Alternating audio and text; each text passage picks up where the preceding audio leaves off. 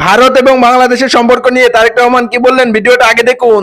ভবিষ্যতে আপনার ভারতের প্রতি বা ভারতের সঙ্গে সম্পর্কের ক্ষেত্রে আপনার অবস্থান কি হবে?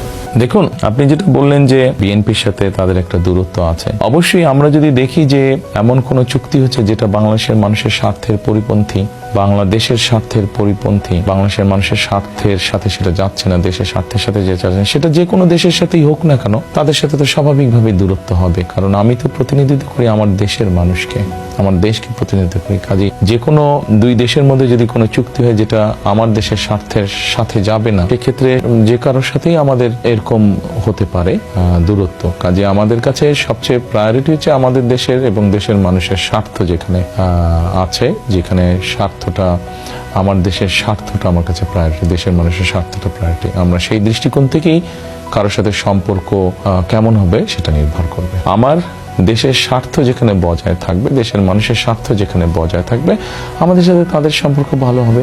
যাদের সাথে আমাদের স্বার্থ বজায় থাকবে না, স্বার্থ ঠিক থাকবে না, দেশের মানুষের স্বার্থে প্রায়োরিটি পাবে না, স্বাভাবিকভাবে তাদের সাথে তার সম্পর্ক গভীর হওয়ার কোনো কারণ। এই ভিডিওটা সর্বোচ্চ পরিমাণ শেয়ার করে সবাইকে দেখার সুযোগ করে দিবেন।